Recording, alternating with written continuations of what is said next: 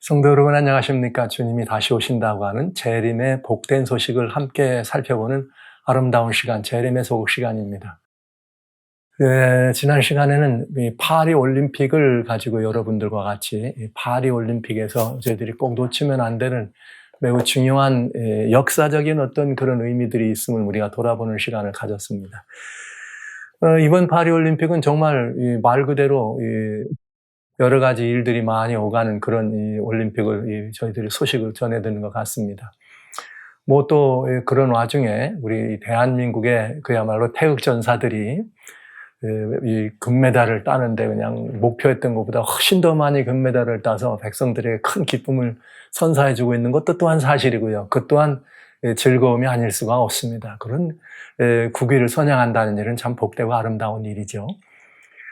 그러나 이제 이 올림픽과 관련되어서 들려오는 다른 많은 소식들, 지난 7월 26일부터 시작된 이 올림픽, 이제 막바지에 이르러서, 이제 내일 모레면 이제 마지막 끝나는 이런 이 시간이 다가왔을 때, 우리는 이런 그 세계적인 그야말로 글로벌적인 그런 이 대축제의 모습 속에 들어있는 참으로 이렇게 두렵고 엄중한 이 사실들을 또 돌아볼 필요도 있다고 하는 것.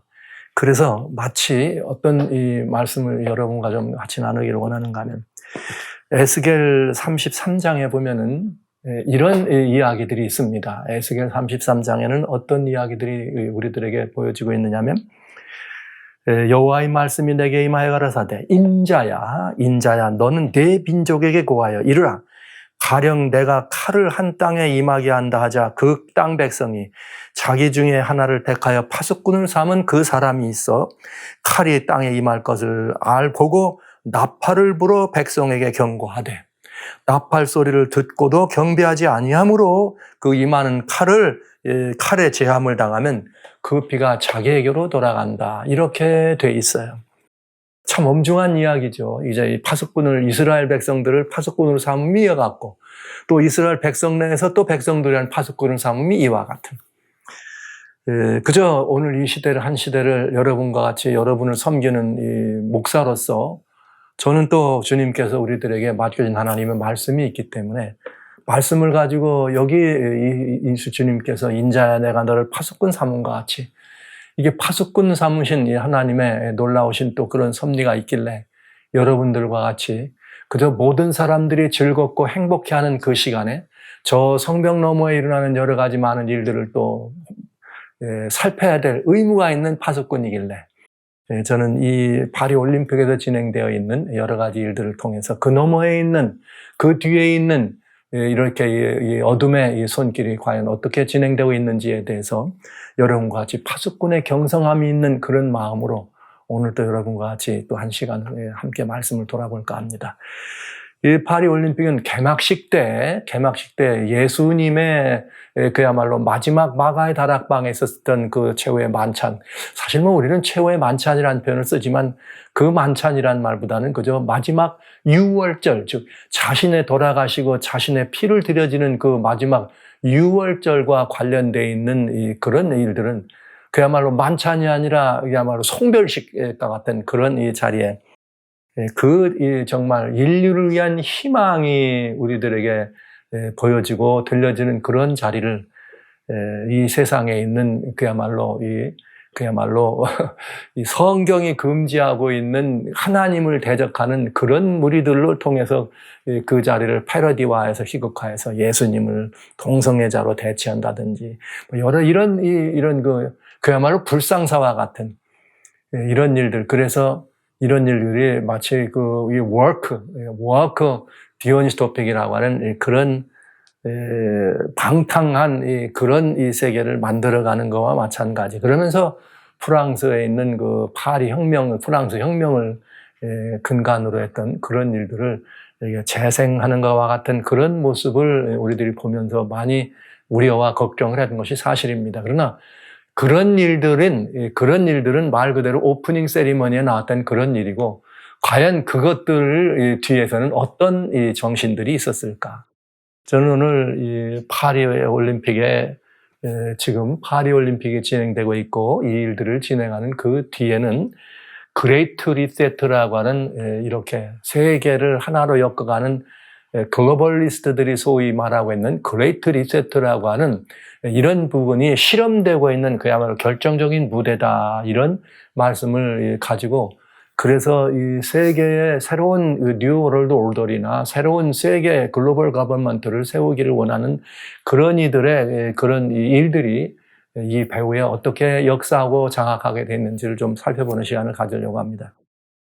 성경은 우리들에게 인류 역사를 위해서, 이 역사를 위해서 기록되어 있는 마지막 부분에 대한, 특별히 요한계시록을 통해서 역사의 마지막 경점에 일어날 일들에 대해서 우리들에게 아주 경고하는데 아주 선명하게 일러주십니다. 그 선명한 경고는 무엇인가 하면, 인류를 향해서 인류의 역사에 마지막이 있을 때 그 마지막 최후의 배도가 있는데, 그 최후의 배도는 무엇인가 하면 결국은 하나님께서 사람들을 마음을 돌이키고 하나님께로부터 사람들을 이렇게 등을 돌리게 하는 우상을 세우는 일이었다고 하는 것이죠. 요한계시록 13장에 나오는 일입니다. 그래서 우상을 만들게 하고 결국은 그 만든 우상이 말하게 하도록 해서 그 우상에게 경배하게 하고, 경배하지 않는 자는 다 죽이게 할 뿐만 아니라 우상을 경배하는 그와 똑같은 의미의 표를 만들어서 백성들에게 강요하는 일이 있을 거다. 이것이 인류 최후의 배도라고 하는 것을 성경은 아주 명쾌하고 정확하게 우리들에게 말씀을 주시고요. 재림의 소극 안에서는 계시록 11장의 말씀은 그저 계속해서 여러분들에게 말씀을 드립니다. 이런 모로 저런 모로 요 방향에서 저 방향에서 계속 이 말씀이 어떻게 진행되고 있는지를 여러분과 함께 살펴보는 그런 시간들이었어요. 그러나 오늘 저는 여러분과 같이 우상을 만들어지고 우상이 세워지는 사건을 본다면, 한번 여러분들에게 다음에는 우상이 말하게 하는 것은 과연 어떤 것일까요? 이건 저 다음에 미루면서 먼저 우상이 서는 사건에 대한 것을 좀 여러분들과 오늘은 더 심도하게 나눠볼 마음이 있습니다. 우리는 이미 여러 번에 걸쳐서 그레이트 리셋이라고 하는 문제에 대해서 여러 번 말씀드리면서 2015년입니다. 70차 유엔 총회에서 2030 어젠다라고 하는 지구촌을 살리고 잘 보관할 수 있는 서스테이너블 어젠다를 내놓으면서 2030 어젠다를 2020년에 발표하게 됩니다. 2015년에 발표하게 됩니다. 그래서 더 강력한 유엔, 그 다음에 보다 더 살기 좋은 세계다, 이렇게 하면서, 유엔이란 말은 말 그대로 유나이티드 네이션스니까요. 세계의 이 연합된 그런 정부들을, 하나로 된 정부들을 의미한다고 보시면 되겠죠. 거기에서 나와 있는 여러 가지 이 진로 가운데 5년 뒤에 2015년 뒤가, 그러니까 이 5년 뒤면 2020년이죠. 2020년에는 2030 어젠다를 수행하고 추진하기 위해서 좀 더 구체적인 실행 계획이 세워지는데, 그게 뭐냐? 그레이트 리셋이다. 그래서 그레이트 리셋은 아주 그냥 1년에 한 번씩 어디를 중심으로, 저 스위스에 있는 다보스에서 열리는 다보스 포럼을 중심으로, 즉 우리는 세계 경제 포럼이라고 하는 세계의 유수한 지도자들, 나라의 대통령이든 경영의 지도자들, 경제 포럼이니까 세계 부자들은 다 모이겠죠. 2,000명, 3,000명이 매년마다 모이는, 거기에서 이렇게 이 세계의 모든 것들을 그레이트 리셋, 대대적인 재설정을 해야 되겠다 하면서 내세운 여러 가지 일들이 있었다. 그 여러 가지 일들은 이 식량 문제, 이석 튀어오고 기후 환경 문제, 탄소 발생을 줄여야 되기 때문에 탄소 발생 문제, 건강 문제는 팬데믹이 온다고 하는 거, 그다음에 세계 경제, 디지털 통화, 디지털 아이들을 세계 통제 사회에 거는 에이브라함 패밀리 하우스, 이런 모든 일들을 여러분들과 같이 말씀드리면서 2030 어젠다는 프란치스코 교황의 라우다도시라고 하는 교황의 교령을 근거로 해서 출발한 이야기며, 어떻게 그것을 수행할 수 있을 것인가라는 실행시책이 마련된 것이 이 그레이트 리셋에 포함되어 있다. 오늘은 이 파리올림픽과 관련돼서 여기 탄소 발생을 제로로 내리면서, 그 가운데 그렇게 이 제로로 내리면서 이 카본 풋프린트라고 하는 탄소를 줄일 수 있는 이런 일들에 대한 이야기가 바로 그레이트 리셋나 이런 진도 가운데 포함되는 얘기가 어떻게 이 올림픽을 통해서 진행되는가 하는 것이가 이야기가 좀 중심이 되겠습니다. 이 탄소 발생을 줄이는 데는 여러 가지 이런 원인들이 있지만, 공장에서 나가는 공장의 것도 줄이지만, 우선은 교통을 이렇게 자동차를 배출할 때는 그 매연을 줄여야 되고, 또 뭐가 줄여야 돼요? 또 이렇게 그 농장에서 이 축산업을 많이 할 때 축산업을 위해서 이렇게 농토들이 이렇게 축산화되는 이 농토가 저로 바뀌어가는 이런 과정에서 나오는 뭐가 있어요? 이렇게 이 탄소 발생. 그런가 하면 또 뭐 여러 무슨 뭐 우리들이 먹고 마시는 음식을 통해서 발생하는 그 탄소 발생, 육류의 소비. 그 다음에 뭐 교통이라는 건 비행기가 됐든 융상이 됐든 이런 모든 것들. 그래서 사람들이 많이 이동하는 데서 그런 것들이 발생되고 꼭 필요해서 우리들이 말이죠. 뭐 공장이나 이런 데서 뭘 한다 할 때로 그린 에너지, 재생 에너지를 써야 된다 이런 얘기를 하면서 이런 것들을 줄이는 방법에다가 지금은 또 팬데믹이 오면은 사람들이 다 위험에 빠지니까 어떻게 하면 좋냐 해서 나온 대안이 2020년에 다보스 포럼에서 그레이트 리세트라고 하면서 22년부터 이렇게 이 사람들에게 얘기하기 시작한 것이 뭐냐면 15분 시티라고 하는 거예요. 즉 자기가 살고 있는 거주하는 곳에서 대부분 15분 안에 그 15분이라고 하는 것은 탄소를 발생하지 않는 그런 이 교통수단 걷든지 자전거를 타든지 아니면 그린카를 이용하든 뭐 이런 것들을 통해서 15분 안에 모든 일을 다 볼 수 있도록 하는 그런 도시다. 이건 스마트화되어 있는 그런 도시다. 그래서 15분 시티 도시요, 스마트 도시다. 이러면서 뭐 병원이든 학교든 무슨 뭐 모든 일들이 다 그 안에서 다 진행되는 거죠. 그러니까 도시를 다 이런 도시로 묶어가는 이런 운동들, 이것이 굉장히 중요한 대안으로 제안이 돼 있었다고 하는 것입니다. 그리고 이제 2022년에 그렇게 발전되면서 23년에는 15분 시티라고 하는 미니 시티라고 하는 15분이라고 하는 말에 모든 것이 포함되는 그런 시티예요. 15분 시티. 15분 시티라고 하는 말을 가지고 사람들이 또 이게 웬일이냐.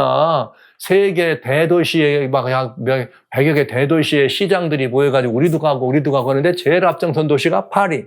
한국의 서울도 포함된다는 거 여러분 기억해 두시면서 그러면서 이런 일들을 하는데 이게 또 15분 미니 시티, 15분 시티라고 하는 이런 말이 와가서 사람들이 막 반대하고 하니까 요 말을 살짝 바꿔진 게 글로벌 콜래보레이션 빌리지다. 그러니까 이거 세계는 우선은 이거죠. 프라이빗한 작은 것일 뿐만 아니라 퍼블릭한 큰 것. 그리고 또 이렇게 나라나 국제전만 아니라 전 세계라고 하는 공동체. 그러니까 이게 무슨 말이냐면은 마을은 15분 시티로 가고 전 세계도 뭐가 돼야 되겠다? 글로벌 콜라보레이션 빌리지가 돼야 돼. 우리는 다 하나의 지구촌 공동체가 돼야 되지 않겠나. 이런 일들을 만들어가면서 15분 시티라고 하는 분인데 제가 자꾸 이 15분 시티를 15분 미니 시티라고 여러분이 그냥 새겨 들으시면 되겠습니다. 이런 일이 나오고 있는 거죠. 탄소 발생을 줄여야 된다는 그런 목적을 이루기 위해서 대안으로 제시한 매우 중요한 것입니다. 어디서요? 다보스 포럼, 그레이트 리셋에서. 우리는 한번 그런 일이 있으면은 그냥 이렇게 말씀드리면 듣고 잊어버려요. 이 자리에 나오시는 여러분들도 여러 번 이런 말씀을 드리지만 들으면 잊어버리고 금년 연초에도 말씀드렸지만 또 그런 게 있었나 보다 하실 것입니다. 그런데 작년에 그러니까 15분 시티라고 하는 그 미닛이 그야말로 이제 글로벌 콜래보레이션 빌리지다 이런 말들로 해서 전체가 하나의 공동체고 그 안에 작은 단위에 뭐가 되는 거예요? 15분 시티라고 하는 이런 것들이 포함되는데 이것들이 그냥 이루어지는 거 아니죠. 점점 구체적으로 실행돼야 되죠. 그래서 작년에는 세계에 37자 세계 그 유스데이가 있었습니다. 이게 캐톨릭에 주장하는 유스데이가 있었는데 작년 8월에 있었죠. 약 80명의 사람들이 거기에 모였어요. 리스본에 모여가지고 80만의 사람이 모였습니다. 거기서 뭘 얘기했느냐? 이 사람들에게 우리가 앞으로 이런 자기들은 같은 교육이기 때문에 순례자들인 거 얘기하면서 뭘 더 강조했느냐면 채식해라. 왜 채식이냐? 베지테리언 다이어트란 말은 채식 식소로 의존을 바꿔라. 왜? 탄소 발생을 줄이기 위해서. 그러면서 탄소 발생을 줄이는 카본 풋프린트라고 하는 앱을 깔아라. 그러면서 내가 고기 먹은 날 체크하고 채소 먹은 날 체크 이렇게 하고요. 내가 어디 여행 간 거 다 체크. 그러면서 탄소 발생 줄여라. 그러면서 뭐가 등장했느냐면 카본 풋프린트라고 하는 탄소 발생을 얼마나 하느냐에 대한 트래커. 이걸 앱으로 만들어서 이런 것들을 뿌리는데 대개 뭘 포함됐느냐? 이게 이제 월드 에코노믹 포럼이니까 다보스 포럼이에요. 뭘 하기로 했느냐? 개인의 카본 풋프린트 트래커인데 이게 개인의 탄소 발생을 얼마나 하느냐를 뭐 하는 거예요? 추적하는 것이에요. 뭘 하느냐? 사람들이 여러 가지 행하는 모든 사람들의 그런 활동을 모니터하는 거예요. What they eat, 뭘 먹느냐? 그 다음에 이건 근본적인 문제죠. 그 다음에 또 뭐 이 사람들의 이 삶 속에서 뭐 여러 가지 근본적으로 아주 본질적으로 하지 않은 필수적인 그런 생활 속에서도 뭘 먹느냐, 어디를 가느냐, 무슨 운동을 하느냐, 이런 것까지를 다 거기다 앱에다 깔아서 조사하는 것이 카본 풋프린트입니다. 이것은 뭘 가져나 작년에 다시 한번 탄소 발생을 줄이는 이걸 위해서 이 디지털화되어 있는 카본 풋프린트를 다 어떡하라? 깔아라 이거예요. 모든 이들에게 다 이렇게 하도록 하는 그런 얘기가 이제 강조가 된 것이죠. 그러면서 이것이 작년 리스본에 있는 청년대회에 드디어 등장하게 되고 전부 앱을 깔게 하고 고기 먹지 마라, 채식해, 이렇게 했단 말이에요. 그러면서 이런 운동에는 어떻게 해야 돼요? 뭐 어떤 사람들만 참여하면 안 되잖아요. 비록 캐톨릭에서 이런 얘기를 한 거지만 80만 명의 사람이 모인 데서 세계 사람들이 모여서 이 운동을 하겠다고 했으면 이건 어마어마한 얘기 아닙니까? 그러면서 작년에 파리에서 올림픽이 24년에 진행되지, 그러니까 23년도에 파리 올림픽은 어떤 올림픽이 돼야 되냐? 그 목표가 그린, reduce carbon emission, 탄소 발생을 줄이는 그린 올림픽이 돼야 된다. 그러면서 그린 올림픽으로 파리는 나갈 거라 약속을 하면서 그린 이거를 약속을 하고 그거를 이렇게 준비하기 시작한 것입니다. 그러면서 어떻게 파리 올림픽에 이런 목표, 그린, 그 다음에 카본 발생을 줄이는 이런 목표를 어떻게 수진할 것이냐, 이런 것들을 뭐 한 거예요? 미리 점검한 거죠. 작년에 1년 전부터 미리 점검한 거예요. 근데 그때 뭘 가지고 이걸 그린 올림픽을 한다고 했느냐? 파리에서 그린 올림픽을 시대하는데 24년 금년에 할 거에 대해서 뭐라고 말했느냐면 그 정의를 이렇게 정의한 거예요. 파리 올림픽이 뭘 약속했느냐면은 환경적으로 아주 안정된 이 환경적인 이런 것들을 하기 위해서 뭘 했느냐면 정말 이 모든 일이 이루는데 이 전 세계적으로 랜드마크 이정표를 세울 거다. 파리 올림픽으로 뭘 세운다고요? 세계 이정표를 세우겠다. 뭐 하는데? 그린 활동을 하는 그린 올림픽만이 아니라 사람들의 삶을 이렇게 그렇게 그린하는데 뭐냐면 카본 풋프린트, 탄소 발생을 줄이는 일에 대하여 그런 목표를 설정하고 그 목표를 달하는 데 있어서 우리는 이 유명한 가장 뛰어난 랜드마크 이정표적인 걸 할 거다. 그런데 뭘 사용할 거냐면 그린 텍스예요. 탄소를 발생시키지 않는 그린 텍스. 그 다음에 여기 또 뭐 리사이클 100% 되는, 그 다음에 여기 컨숨드 푸드라는 말은 그냥 남기거나 뭐 이런 게 없어질, 그냥 100% 다 이렇게 소화가 되고, 그러니까 쓰레기를 방출을 하지 않는, 다른 말로 말하면 완전히 쓰레기가 하나도 나오지 않는 100% 그야말로 이렇게 카본이 나가지 않는 그런 걸로 할 거다. 이러면서 교통수단과 먹는 문제를 가지고 이렇게 파리 올림픽에서 아주 대단히 신경을 쓰겠다 이렇게 한 거예요. 그러면서 기존의 이렇게 올림픽 같은 걸 할 때는 3,500만 톤 정도의 탄소를 발생했지만 이번 파리에서는 그거를 절반보다도 더 줄인 1.5, 150만 톤 정도만, 350만이 아니라 150만 정도만 이렇게 탄소를 나오게 하는 그런 일을 하겠다 이렇게 얘기한 것입니다. 그러면서 음식은 어떻게 하는 거예요? 음식은 이 신선한 이 채소와 야채를 중심으로, 채식 중심으로, 혹 계란은 포함될 수 있지만은 채식 중심으로 그 일을 하겠다. 그 다음에 이제 여기 이 트랜스포트, 이건 뭐냐면 이제 이 교통수단은 뭐냐면은 전부 뭘 할 거냐면은 이렇게 선수촌이면 선수촌에서 어떻게 하는 거예요? 30분 안쪽에 모든 이렇게 다 웬만하면 다 갈 수 있는 그런 곳으로 이게 잠을 한 거죠. 이게 액세서빌리티라는 말은 선수촌에서 어디로, 몸은 선수촌에서 그 경기장까지 가는데 30분 안에 다 도착할 수 있는 곳으로 만든다. 그리고 거기를 갈 수 있는 거는 자전거로 가든지 걸어가든지 아니면 뭐예요? 이런 전기차. 그냥 골프카트 같은 거죠. 탄소 발생하지 않는. 이런 걸로 그렇게 해서 선수촌이 이렇게 그런 것들을 아주 하도록 잘 되게 준비하겠다.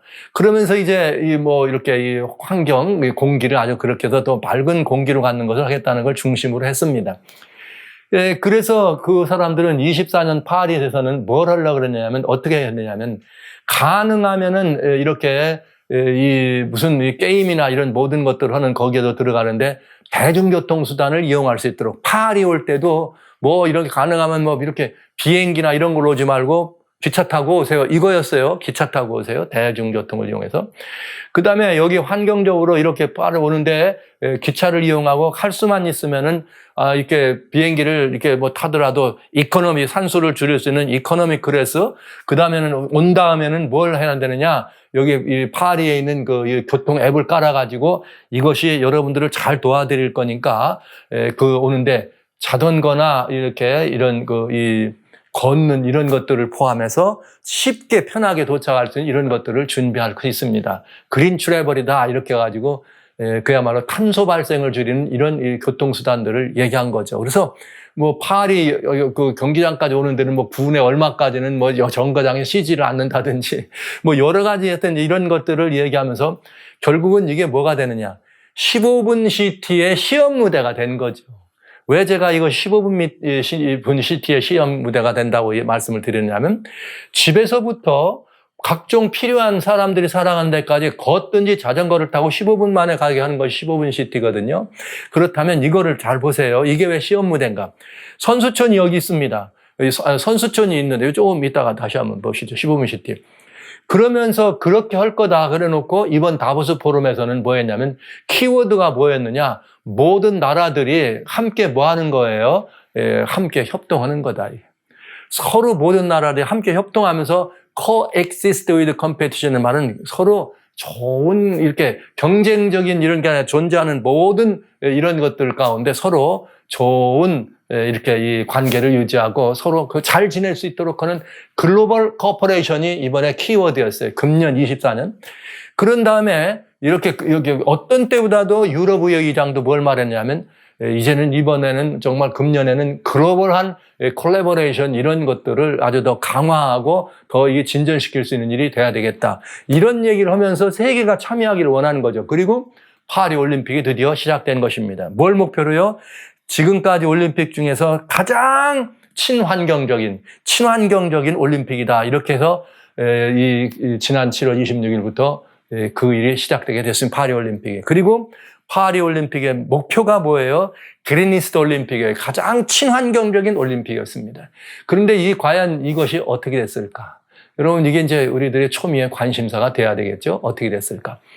그런데 놀랍게도 이번 파리가 친환경적인 올림픽을 한다고 그렇게 노력을 하고 어마어마한 비용을 들여서 파리 중심을 들어가는 센르강도 말이죠. 뭐 2조 이상의 돈을 들여가지고 그걸 거기서 수영도 하고 하겠다고 뭐 올림픽 개막식도 그 센르강을 중심으로 한 것처럼 그랬지만 결국은 어떤 일이 벌어졌는가 하면 파리 올림픽에는 여러 가지 다 미진하고 여러 가지가 미진하고 다 부족함이 너무 많은 올림픽으로 드러나게 된 것입니다.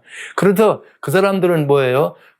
탄소 발생을 절반으로 줄인다고 하는 이런 것 때문에 먹는 것도 이렇게 이렇게 문제가 되게 됐고요. 먹는 거하고 교통수단이라는데 여기 1,300만 끼를 해야 된다 그래요. 왜냐하면 17,000명의 선수들이 모였으니까. 그러니까 이 17,000명이 예를 들면은 뭐 한 20일, 보름 거기에 모여든 관계자들까지 한다면 이 토탈 1,300만 개 음식을 만드는데 보신 것처럼 완전히 이 친환경적인 이 올림픽을 해야 되기 때문에 전부 채소 위주로, 가능하면 채소 위주로 이렇게 식단을 꾸몄습니다. 그랬는데 올림픽 이렇게 그 식당에 이것이 채소 위주로 꾸몄지만은 갑자기 무슨 일이 벌어졌느냐? 이제 문제가 생긴 거죠. 채소 위주로 한다는 것에 대한 문제는 뭐냐면 그 사람들이 메인 식당에서 공급했던 모든 것들이 올림픽 빌리지에서 그것이 너무너무 부족했다는 거예요. 양도 물론 부족했고 또 그런가 하면 어떤 부분들 예를 들면 계란 같은 거 이런 것들은 완전히 그냥 동이 나버려가지고 어떻게 할 길이 없다. 그래서 이것들이 문제가 되기 시작한 거예요. 개막식 끝나자마자 뭐가 문제됐느냐? 먹거리가 문제가 된 것입니다. 그래서 선수들이 하려면 단백질 공급이 더 많이 돼야 되는데 유일한 육식을 하지 않으면서도 단백질을 공급받으려면 계란 같은 거 필요하잖아요. 유제품이. 근데 뭐 계란이라도 충분히 공급해줬으면 좋았을 텐데 계란도 부족해가지고 이렇게 공급이 어려워서 막 이것들이 그저 이렇게 막 뉴스에 영국 같은 데는 올림픽 전에 지금 이 선수들이 먹는 계란이 부족하다고 이렇게 했다. 왜? 단백질이 부족하다네. 다른 말은 할 수 없어. 왜? 고기 부족하다는 말은 못해. 왜? 이번에 우리가 다 뭘 합니까? 그린. 고기를 탄소 발생을 줄이자는 일에 세계적으로 합동했으니까. 그래서 계란이 부족한 그런 이 올림픽이 되기도 하고 뭐 이런 이 얘기들이 나오게 된 것입니다. 그래서 뭐 여러 곳에서 먹는데 말이죠. 계란이 부족하고 단백질 부족하다니까 고기를 내는다네. 고기를 나오니까 막 날고기를 주기도 하고 이래가지고 이렇게 식당에 문제가 된 것 같아요. 많이 이제 문제가 되고 나왔죠. 그래서 이제 이게 친환경적이다 이렇게 해가지고 했던 것들이 상당히 많은 문제들이 나왔는데, 숙소도 여기 뭐냐면 골판지로 만든 침대입니다. 골판지로 침대를 만들고 에어컨도 놓지 않고 뭘 위해서? 탄소 발생을 줄이기 위해서, 에어컨 사용을 줄이기 위해서 에어컨도 놓지 않고 그러니까 선수촌에 있는 선수들이 이 선수촌을 떠나는 거예요. 먹을 것이 부족해서 떠나고, 너무 덥고 그야말로 그냥 엄청나게 더운데 그냥 이 시설이나 숙소에 에어컨도 없고 골판지로 되어 있으니까 장정들이 골판지에서 조금 뛰어도 보고 하지만 그 골판지 무너지면 우습잖아요. 이게 여기 지난번에 있었던 여기 일본에서 했던 도쿄 올림픽 때도 이제 그런 일이 있었습니다. 그래서 채식 위주의 식단과 에어컨이 없는 찜통 버스가 돼가지고 선수들의 컨디션에 영향을 준 정도였다. 그러니까 뭐냐면 여기 이 버스에다가 에어컨이 없어요. 그래가지고 에어컨도 더운데 여기 30분 만에 간다거든. 이런 그 노선 버스들이, 여기 버스 운전하는 사람들도 소위 말하면 뭐 운전 거기에 이렇게 도로에 익숙치 않고 그 길에 익숙치 않아가지고 어떤 선수들은 뭐 30분도 안 걸릴 거를 1시간 반을 가기도 하고 막 이래가지고 선수촌을 떠나는 거예요. 선수촌이 자기 필요한 경기장 주변으로 가든지 아니면 호텔로 가든지 이런 식으로 이렇게 이 올림픽이 진행되고 있는 것이죠. 그러니까 이게 이제 이슈가 되고 있지만은 특별히 영국이나 뭐 인도 이런 여기서 몇몇 그런 것들의 이슈를 삼고 다른 데는 전부 아무 말도 하지 않아. 근데 눈치 없는 나라가 하나 있죠. 여기를 미운 짓 하는 나라. 그게 누구였느냐? 한국이었습니다. 우리들한테는 즐거운 소리지만 세계적인 사람들이 얘기할 때 그레이트 리셋 세력이 봤을 때는 눈치 없는 사람들이죠. 왜? 이렇게 하다 보니까 한국에서는 이런 문제들을 미리 생각하고 이렇게 뭐 꼭 이런 문제를 생각한 건 아니지만 대안을 미리 마련해 간 거란 말이에요. 여러분 한번 보시죠. 15분 시티에 시험대가 됐는데 집에서부터 15분에 가는 것들 한 가지가 작은 의미의 문제입니다. 그런데 이게 선수촌 숙소에서 각 다양한 경기장까지 어떻게 하려고요? 막 30분 내에 가도록 하려고 이렇게 계획을 세웠는데 이 일에 뭐가 된 거예요? 잘못된 거예요. 이게 이렇게 되면은 여기서 이것이 성공적으로 되면 봐라. 올림픽 같은 어마어마한 국제 행사에서도 이 일이 될 수 있다. 이거를 이번에 보이려고 했거든요. 자, 그린 에너지를 사용하는 그린 택시, 자전거, 도보로 다 30분 안에 경기장까지 가잖아. 그까지 30분이야 이렇게 얘기할 수 있잖아요. 근데 그게 안 됐지. 또 여기서 먹는 문제를 가지고 전부 채식 위주로 고기를 다 뺐어요. 지난번 리스본 그때부터 고기를 먹지 않게 했더니 고기가 부족해가지고 난리가 났다 이래가지고 막 나라마다 지금 막 쑥덕거리고 경기장에 자국 선수들을 어떻게 단백질 공급을 하기 위해서 뭘 한다. 나라마다 막 계란이 없는 이런 뉴스가 나는 천국이 벌어졌잖아요. 이런 천국이 벌어졌을 때 이거에 대한 대안을 제시한 나라가 있었는데 어떤 나라냐? 한국입니다. 골판지 침대를 오고 뭐 선수촌을 떠나가는데 나 없다 그러는데 여러분 선수촌에 가니까 온몸이 쑤시고 친환경적 올림픽에 불만이 폭주하기 시작했는데 다른 나라는 아무 말 안 하는 거죠. 이런 문제에 대해서 아무 소리 안 하는 거죠. 근데 우리 한국 분들이 원래 또 똑똑하잖아요. 그러니까 누가 봤을 때는 이 주최 측에서 보고 올림픽 주최 측에서 보고 그레이트 리셋 세력이 봤을 때는 아주 미운 짓을 하는 거지. 왜? 그냥 그런 대로 참고 있어야 되는데 원래 한국은 그런 거 한다 그러면 잘하는 나라인데 왜 올림픽 와서는 안 그러냐? 이유가 있죠. 한국 사람들은 뭐하러 운동하는 사람들이에요? 밥심으로 한다고 한국 사람들은 뭐라든지 밥심으로 한다고 하잖아요. 일을 해도 그렇고 운동을 해도 그렇고 밥심으로. 그래서 한국은 미리 아예 여기 필요한 이 조리사들을 15명씩이나 미리 가서 우리 이 식당을 준비하고 도시락도 만들어가지고 고기를 넣고 말이지 이렇게 해가지고 도시락을 이걸 이제 해주니까 올림픽 선수촌에서 모두가 다 힘들고 모두가 다 똑같은 상황에서 이런 게 없으면 불평불만이 있어도 참을 수가 있고 그냥 그걸 먹어야 되는데 아이, 한국은 도시락도 주고 거기 보니까 고기도 나오고 난리가 났네. 이래가지고 이제 막 더 서로 이 분노가 폭발하고 불만이 표출되는 일이 있죠. 주최 측에서 볼 때는 한국이 무슨 짓 하는 거예요? 미운 짓이야. 이 눈치 없는 짓을 하는 거죠. 그러니까 이게 광고되고 나갈 것이나 조금 조금씩 얘들아 이리 오너라 뭐 어쩔 수 없다 이거 뭐 이렇게 여기 뭐 여기 주최 측은 이러지만 어떡하니 니들은 밥심으로 이 운동하잖아. 그러니까 조용조용히 먹어라. 예를 들어서 이렇게 해서 소문이 안 났으면 모르는데 소문 날 수 있어요. 그게 많은 선수들이 한국에 한 170여 명의 선수들이 가가지고 이걸 먹는데 자기들 먹는 건 다른 걸 먹거든요. 그래가지고 이제 이런 문제가 생긴 거죠. 이렇게 생겨가지고. 덕분에 한국은 이렇게 해가지고 선수들은 막 금도 더 많이 딴 것 같아요. 금도 더 잘 따고 있고. 그런가 하면은 이 바람에 이것이 이제 더 소문이 나다 보니까 이 파리 안에 있는 코리아 부스가 막 이렇게 인기를 끌어가지고 사람들에게 많이 막 이렇게 참여하게 하는 이런 일들이 벌어진 거죠. 게다 대고 또 말이죠. 한국에서 이번에 올림픽위원회를 말이죠. 너무 잘 도와준 거죠. 우리 한국의 삼성 갤럭시에서 아주 신제품, 여기 삼성 올림픽에는 신제품 G6라고 하는 이런 그 뉴폴더 올림픽을 참석하는 사람들에게 올림픽 버전을 17,000명의 선수들에게 전부 이걸 나눠준다 하더니 진짜 그걸 나눠줘가지고 선수촌에 선수들이 난리가 난 거죠. 이 나라 저 나라 여러 나라에서 왔지만은 나라 국적 불문 모두가 다 함께 이렇게 즐길 수 있는 것을 더 많이 이렇게 도와주게 된 거죠. 그래가지고 여기 우리 이 탁구 선수들, 이 동메달 딴 탁구 선수들도 그 삼성 말이죠. 저 폴더폰으로 같이 사진을 찍으면서 북한이까지 선수들까지 함께 셀카를 찍으면서 이런 일은 잘 들으셔야 돼요. 이런 일은 이미 128년 된 올림픽 역사에서 시상대회에서 자기 개인 소지품을 허락받은 것은 이번이 처음입니다. 처음이란 말이 문제인 거죠. 그런데 이때 보여준 이 삼성의 이 번이 아주 멋있는 번이죠. 삼성의 입장, 대한민국 입장에서는 광고되고 홍보가 돼서 좋은 거지만 올림픽 여기 이런 것들에 하기를 원하는 사람들도 은근히 그걸 기대했죠. 뭐를 통해서요? 이것이 뭘 말했느냐?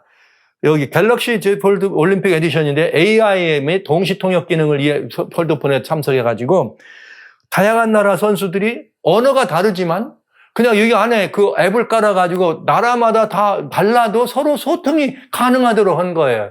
그러니까 이제 뭐냐면 언어적 링구아 프랑카라고 하는 것이 만국 공통어라는 말입니다. 링구아 프랑카라고 하는 만국 공통어라는 말인데 만국 공용어가 필요하지 않아도 배우지 않아도 몰라도 다른 나라 말을 몰라도 그냥 앱을 통해 보면 바로 그냥 누르면 나오게. 요즘 여러분 세계 여행 갈 때도 이제 영어 못해도 돼요. 뭐 그 나라 말 못해도 다 하잖아요. 이거 들으면 다 알아들어. 그러니까 다소 약간의 그런 이렇게 서로 소통하는데 약간 시간적인 장애는 있지만 소통의 문제는 생기지 않더라. 그만하면 됐지. 누가 원하는 걸까요? 이것도 다 굉장히 중요한 일입니다. 누가 원하는 거예요? 글로벌 이렇게 이 모든 것들을 원하는 사람들이. 왜냐? 언어가 다르면 하나 되기가 어렵거든. 근데 이 언어가 하나가 되면 하나 되는 일이 아주 쉬워지잖아요. 근데 우리 삼성이 이거를 도와준 거죠. 세계인을 뭐 되게 하는데 하나 되게 하는데 문화적으로 하나 되게 하고 그다음에 그 나라 말은 하지 못해도 소통의 장애가 없도록 언어적으로 하나 되는 링구아 프랑카와 같은 이것을 삼성이라고 하는 그야말로 아주 첨단 전화기를 통해서 제공해 준 것입니다.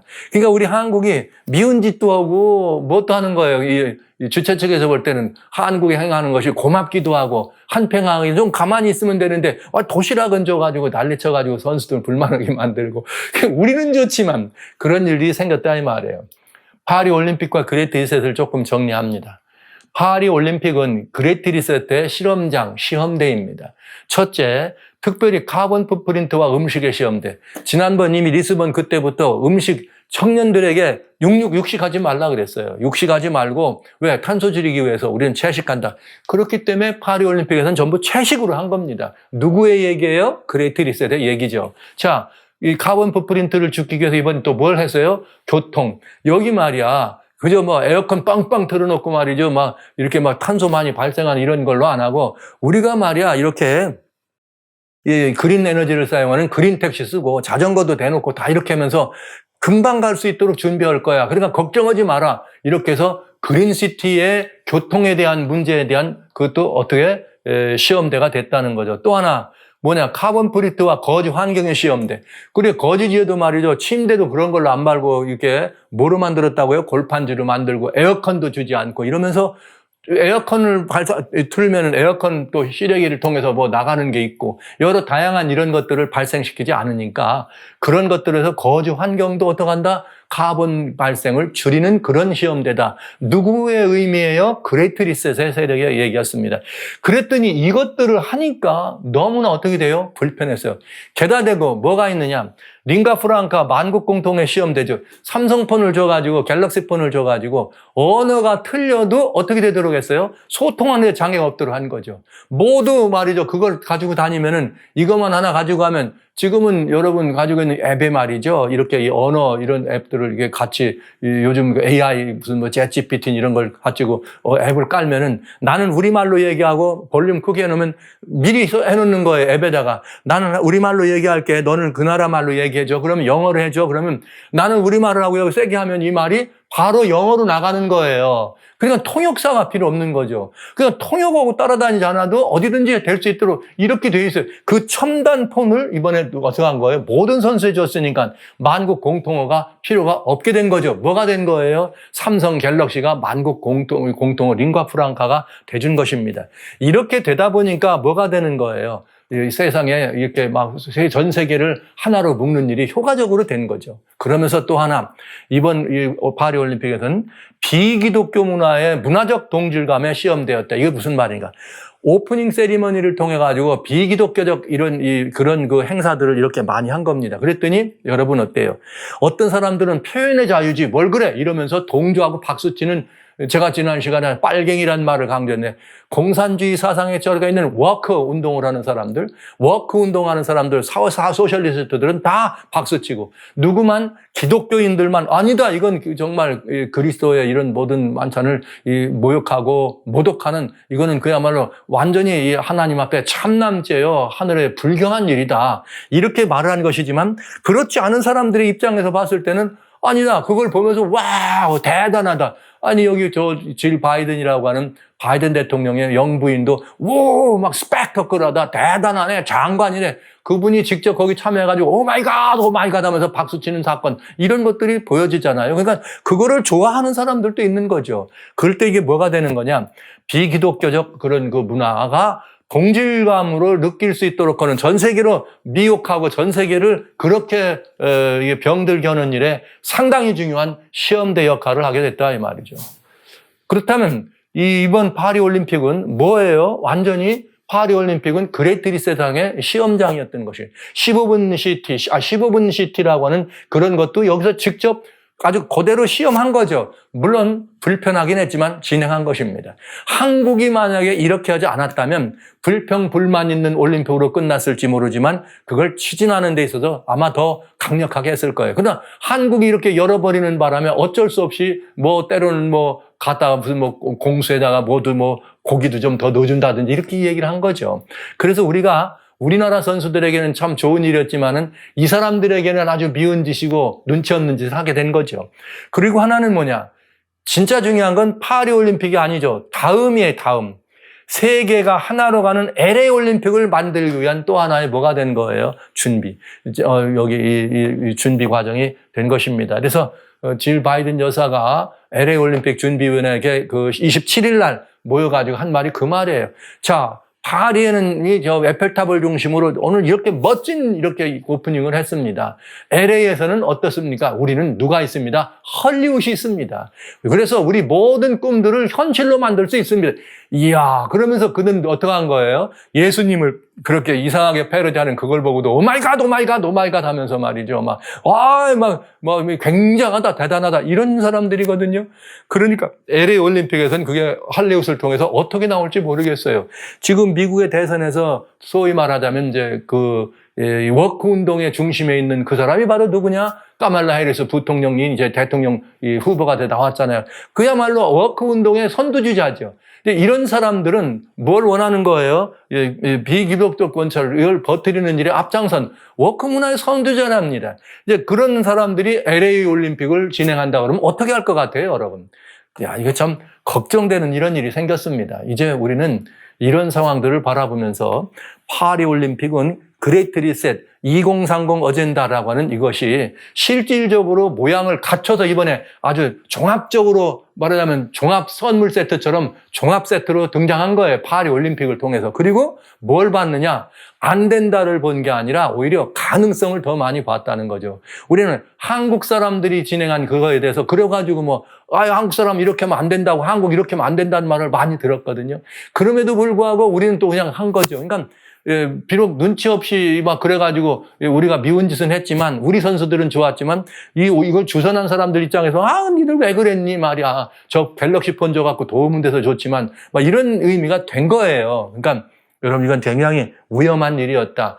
파리올림픽의 배후에는 2030 어젠다 세계를 하나로 묶기를 원하는 어둠의 일정표대로 차곡차곡 진행되던 것들이 완전히 종합적으로 하나의 시험해보고 종합적인 실험대가 됐다고 하는 것이 너무나 분명하다는 거죠. 두려운 일입니다. 그렇다면 1, 2 최후의 배도는 오고 있다. 최후의 배도는 보다 우상을 만드는 일이다. 이제 이것이 세계인이 하나 돼야지만 뭐가 되는 거예요? 우상을 만들게 되겠죠. 근데 이렇게 하나 되는 일에 파리올림픽은 아주 결정적인 역할을 한 것입니다. 뭐하러 하나 되는데 비기독적인 문화로 이 하나님을 대적한 여러분 그 파리올림픽 세리머니에서 또 다른 의식 있는 사람들은 그런 말을 했어요. 만약에 저런 일을 이슬람을 저렇게 했더라면 비하했더라면 무슨 일이 벌어졌을까? 세계 난리 났을 겁니다. 세계는 난리 났을 겁니다. 그런데 이슬람이 아니라 기독교를 일으켜니까 너무나 신사적인 그리스도인들이 그걸 보고 가만히 있다가 나중에 이렇게 분노하는 일이 벌어진 거죠. 2030 어젠다, 2015년 74 유엔 총회에서 내렸던 2030 어젠다를 이루기 위해서 그 일을 향해 가는데 2030 어젠다의 핵심 이 사상은 라우타도시라고 하는 프란치스코 교황의 인스클리크레타라는 말은 교령집입니다. 말하자면 교령. 뭐 하는 거예요? 우리 공동체, 지구촌 공동체를 돌보는 비결이 들어있는 찬미를 받으소서라고 하는 제목의 지구촌 공동체를 어떻게 서스테이너블하게 지킬 것이냐. 이거에 대한 이 가르침을 실천하는 거예요. 환경 문제, 경영 문제, 사회적인 그런 이슈들을 각각 내놓으면서 이런 일을 한 것입니다. 그러니까 2030 어젠다는 그 핵심이 어디에 있다? 라우다도시에 있다. 그런데 이 라우다도시를 어떻게 하는 거예요? 이루기 위해서 그레이트 리셋이라고 하는 일이 벌어지게 됐다. 25년 뒤에 20년에. 그 다음에 이제 25년이 언제예요? 내년이잖아요. 그럼 내년에는 뭐가 나옵니까? 이제는 세계인들에 대한 모든 희년이 대선포되는 이런 상황이 벌어진 거죠. 자, 이게 대단히 중요한 이슈가 되는 거예요. 세계가 어떻게 되는 거예요? 하나로 가는 일. 이게 우선입니다. 올림픽은 세계를 하나로 묶는 데 있어서 아주 중요한 결정적인 역할을 해주는 거죠. 여러분, 그런데 여기에 중요한 게 있어요. 창세기 11장 1절로 보면 온 땅에 구음이 하나요 언어가 하나더라. 온 땅에 말이 하나였다. 하나였더니 그들이 한 일이 뭐냐? 하나님께 대를 쌓고 뭘 한 거예요? 하늘 꼭대기까지 나가지고 지면에 흩어짐을 면하자. 하나님은 사람을 만드실 때 어떻게 만드느냐? 생육번성하여 땅에 뭐하라? 충만하라. 그랬는데 노아 홍수 이후에 사람들이 모이더니 말이 하나니까 충만하여 하나로 땅에 퍼져나가야 되는데 하나님은 퍼지라 그랬는데 사람들은 뭐 하라는 거예요? 지면에 흩어짐을 면하자. 퍼지기는 싫어요? 퍼지기는 싫어요? 이것이 뭐예요? 바벨탑을 쌓았던 사람들의 이야기입니다. 그런데 바벨탑을 쌓을 수 있었던 이유는 또 바벨탑을 쌓을 수 있도록 그들의 그 정서적으로 그런 문화가 형성됐던 이유는 뭐냐면 이거예요. 여호와께서 가라사대 이 무리가 한 족속이요 언어도 하나임으로 이같이 시작했다. 말이 하나 되니까 언어가 하나 됐더니 하나님을 뭐하기 시작하더라? 대적하더라 이 말이에요. 야, 파리올림픽에서 여러분, 파리올림픽에서 뭐가 이번에 하나가 된다고요? 뭐가 하나 된다고요? 이젠 언어가 하나란 말은 세계인이 공통어를 쓴다 이 말이에요. 하나로 똑같이 아무나 어디 나라로 가도 다 얘기가 통한다는 거예요. 그런데 이제는 기술 문화가 너무 문명이 너무 발달되다 보니까 말 안 배워도 되더라 이거예요. 영어 공부 안 해도 되더라. 프랑스 갔다고 불어 공부 안 해도 되더라. 아니면 아프리카에 있는 어디 나이지리아 갔다고 나이지리아 말을 안 해도 되더라. 왜? 뭐만 하나 갖고 하면 돼요? 갤럭시만 하나 갖고 하면 되지. 갤럭시만 있는 건 아니죠. 여러 폰들이 있는데 요즘은 다 앱이 있으니까 이 앱만 하나 깔면 이제는 다 언어 공부 안 해도 되도록 돼 있어. 요 앱을 말이죠. 전화기를 이제 소형화해서 여기다 하나 꽂으면 그냥 여기다 꽂고 마이크처럼 해놓으면은 나는 우리말하고 듣는 사람은 여기서 듣는 대로 바로 뭐 필요한 말로 나가면 스피커로 나가면 그냥 아무렇게나 할 수 있네. 결국은 지금 우리는 여기서 배워야 될 교훈이 있어요. 언어가 하나이므로 이같이 시작하더라. 그런데 언어가 하나이지만 하나가 똑같아요. 뭐가 다르냐? 문화적 공동체가 필요한 거죠. 이들은 무슨 문화예요? 하나님은 펼쳐라? 아닙니다. 하나님을 대적하는 문화. 기독교로 말하면 비기독교적 문화. 하나님을 믿지 않고 여기 베드로가 얘기한 것처럼 말세 사람들이 어떻게 한다고요? 창조할 때부터 땅이 그대로 있잖아. 이 모든 하나님의 말씀으로 이 모든 것들을 창조했다는 이 사실을 부정한다고요. 창조 조건을 부정한다고요. 이런 것들이 올림픽 개막식에서 나왔잖아요. 파리 올림픽에도. 그것처럼 이제 이런 일이 나오는데 사람들이 언어가 다 통하니까 어떻게 되는 거예요? 언어가 통하면 금방 그걸 보고 미혹된다는 거죠. 그래서 그렇게 다 하나님을 대적하는 그런 문화로, 하나님께로 대적하는 그런 문화로 언어가 하나였기 때문에 이렇게 이 바벨탑을 쌓기 시작했다. 이렇게 말을 한 거죠. 그러니까 세계가 하나 되어 하나님을 대적하는 일을 했다. 그런데 이 하나 되는데 뭐가 정정적인 역할을 한다? 언어가 하나 되고 문화가 하나 되면 어떻게 됩니다? 하나님을 대적하는 일이 효과적일 수 있다. 그러니 지금 이번 파리 올림픽은 세계가 하나로 엮어갈 수 있는 굉장히 중요한 가능성을 무어적으로, 언어, 문화적으로 우리들에게 보여준 것입니다. 그러니까 이건 굉장히 어떻게 보면은 막 무서운 사건이에요. 뭘 쌓는 사건? 바벨탑을 쌓는 거와 마찬가지 사건인 것입니다. 하나님인데 우리가 탑을 쌓아 배를 하늘 꼭대기가 닿게 하고 그 다음에 우리 지면에 흩어짐을 면하자. 하나님은 흩어져라. 우리들은 no. 우리는 안 흩어질 거예요. 이 하나님의 뜻에 대적하고 그 다음에 하나님이 이런 배를 쌓지 말라고 하나님께로 하늘 꼭대기까지 갈 필요가 있어요? 없어요? 없잖아요. 홍수로는 멸망시키지 않는다고 하셨으니까 더 이상 물은 안 올 거 아니에요. 근데 하늘 꼭대기에 이름을 댄다는 말은 무슨 말이냐? 이 자기들의 기초가 이건 이제 에테메난키 에사길라 이런 말. 이건 고대 바벨탑에 쌓던 바벨탑의 정신이 바벨탑을 쌓던 탑을 에테메난키라 그리고 그 위에 올려진 사당을 에사길라라 그럽니다. 근데 이 에사길라란 말은 이 에테메난키는 모든 집들의 기초가 된다는 것이고 여기 이 에사길라라고 하는 건 그가 대가 하늘 꼭대기까지 높은 집이란 뜻이에요. 그래서 하나님보다 높아지려고 하는 인간의 그런 것들이 구체적으로 가시적으로 드러난 것이 바로 바벨탑입니다. 그런데 여기 보면은 여기에 부르게려진 바벨탑이라고 하는 그림이 있습니다. 이거에 똑같은 현대판 모델로 바로 유럽 의회 의사당, 여기 스트라스버그에 있는 의사당을 지은 것을 우리는 보면서 야, 사람들이 지금 의미 있는 정치, 경제적으로도 사람들이 바벨탑을 쌓기를 원하는구나 하더니 올림픽을 통해서 어떻게 하는 거예요? 언어, 문화적 공동체로 하나 되려가는 인류가 쌓는 현대판 바벨탑을 쌓고 있는 것을 본 것입니다. 파리 올림픽은 우리가 쌓는 현대인이 쌓는 바벨탑입니다. 하나님을 대적하는 정신들이 언어적으로도 하나 되고 의미적으로 문화적으로 하나 돼서 하나님을 대적하는 일에 앞장섰다. 다만 그것에 대해서 걱정하고 반대하는 기독교가 아직도 살아있다는 것이 참 너무나 다행스러운 것이고요. 만약 그렇지 않고 괜찮네. 저것도 현대식인가 봐. 그럼 우리도 앞으로 현대식으로 가야지. 저게 발전된 사람들이 하는 행세인가 봐. 우리도 저렇게 따라가야지 하고 미혹돼서 따라가면 끝나는 거죠. 이런 위험한 이것들이 이미 2030으로 가는 어둠의 세력들의 그 일에 중간 기초, 중간 단계에서 이제 10년 됐잖아요. 15년에 70차 유엔총 했으니까 25년이면 10년, 앞으로 이제 6년이면 나머지 2030이 가는데 그 전에 이미 이런 공동의 시험장을 여러분 법을 하나 만들면 그 법이 바로 펼쳐지지 않고 펼쳐지기 전에 시험 무대에서 이미 한번 시험을 하잖아요. 똑같이 파리 이번 올림픽은 그레이트 리세트의 시험 무대가 돼가지고 뭐가 된 거예요? 하나님께서 이렇게 금했던 언어와 문화를 하나로 해가면서 사람들의 의식을 묶으려고 하는 바벨탑이 돼버리고 말았다 하는 말씀을 드릴 수밖에 없습니다. 이제 이렇게 됐다면 이 세상은 정말 깜깜하다고 봐야 되겠어요. 더 이상 이 세상이 이보다 더 깜깜해질 수는 없다.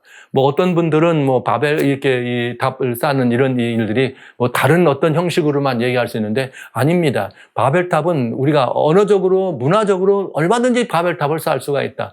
하나님이 하지 말라는 것을 대적하고 하나님 자리를 탐험하면 그게 바벨탑이 되니까요. 그게 바로 바벨의 정신입니다. 이러한 때 이 교회는 어떻게 해야 될 것인가? 저는 매우 엄중한 마음으로 이 자리에 서 있는 것이죠. 에스겔 33장에 주님 말씀 주신 것처럼 자, 어떻게 해라? 인자야, 내가 이스라엘의 파수꾼으로 너를 세웠다. 그러면서 여기 뭐라 그랬어요? 너는 사람들에게 성을 지키는 파수꾼에 가서 잘 살펴봐라. 그런 다음에 적군이 오니까 준비하라고 경고해라. 그래서 파수꾼이 경고를 했는데도 준비가 안 돼서 망하면 어쩔 수 없는 거다. 그러나 네가 이것을 보고 준비하라고 했는데 그랬으면 그들의 책임이다. 그러나 내가 보고 준비하라는 기별을 외치라고 했는데 파수꾼아, 내가 외치지 않아서 이 백성이 망하면 그 피를 내 손에서 찾겠다. 오늘 시대의 파수꾼이 누굽니까? 기독교인 아닙니까? 이 기독교는 인류 역사의 마지막 시대를 바라보고 마지막 주님의 날이 가까웠음을, 주님의 심판의 날이 가까웠음을, 영광스러운 재림의 날이 가까웠음을, 인류의 파멸을 이렇게 눈에 목격하고 있다면 기독교가 할 일은 뭐예요? 경고하는 일이죠. 뭐가 돼서? 파수꾼이 돼서. 오늘 저와 여러분, 사랑하신 성도 여러분, 형제자매 여러분, 오늘 우리는 지금 이걸 본 것입니다. 파리 올림픽이 가져왔는 이것이 그 배의 비하인드가 누가 있다고요? 그레이트 리셋이라는 2030 어젠다를 이루기 위한 그런 어둠의 세력들의 집합된 공동가져 집합된 종합 선물 세트와 같이 종합된 실현의 장이 됐다고요.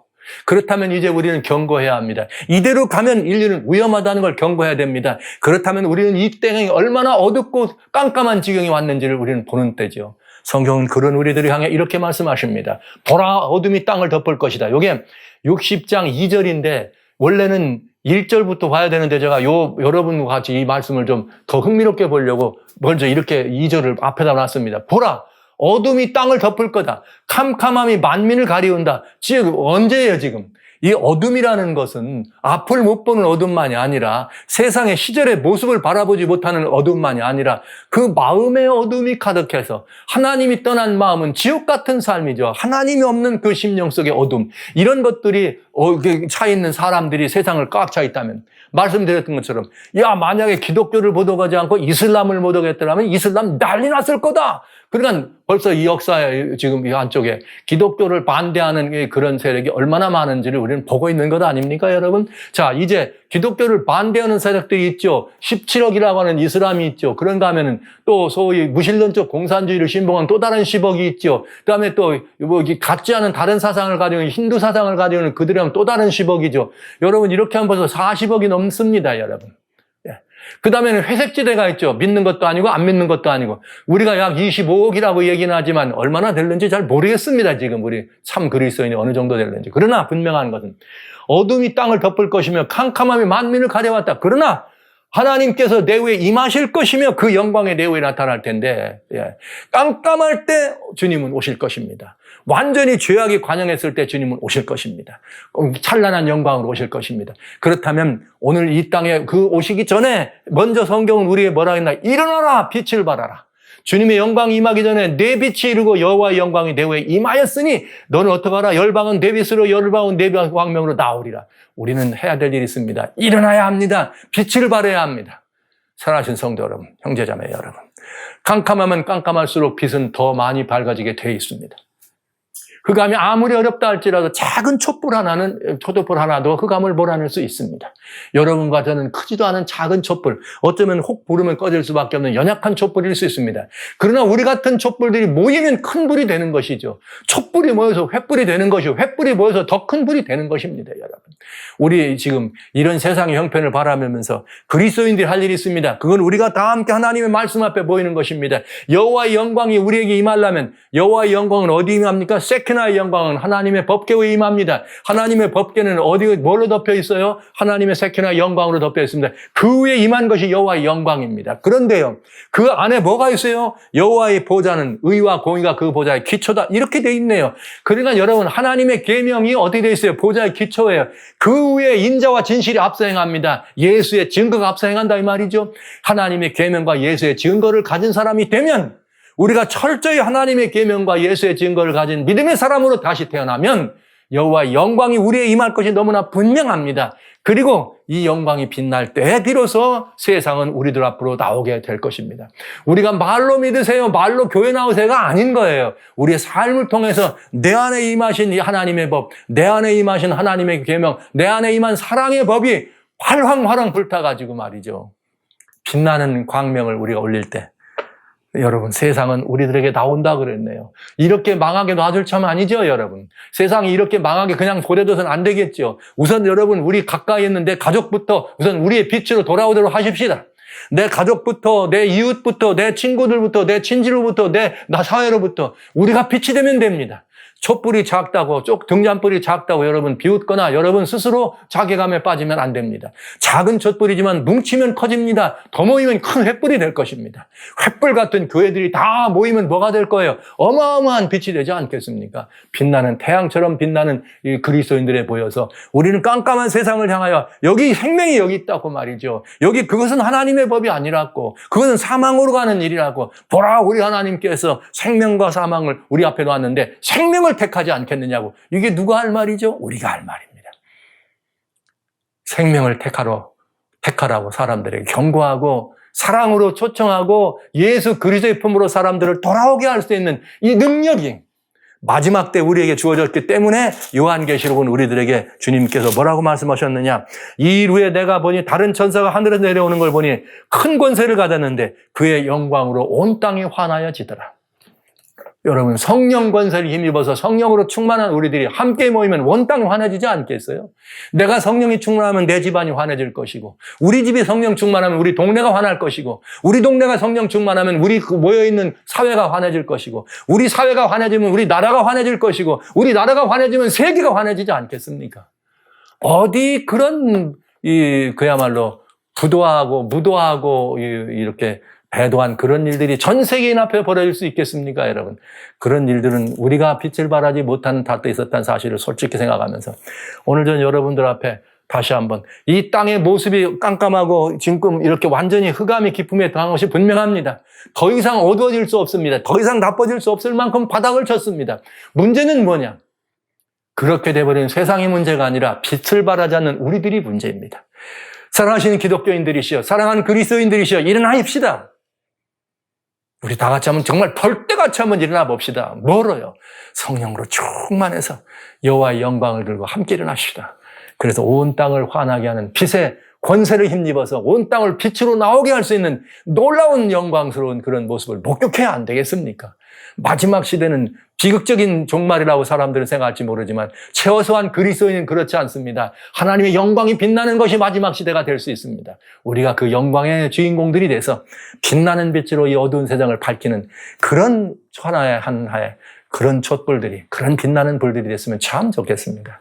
여러분 모두를 여기 빛나는 여호와의 빛으로 여러분 모두를 초청합니다. 함께 해주시기를 간절히 소원합니다.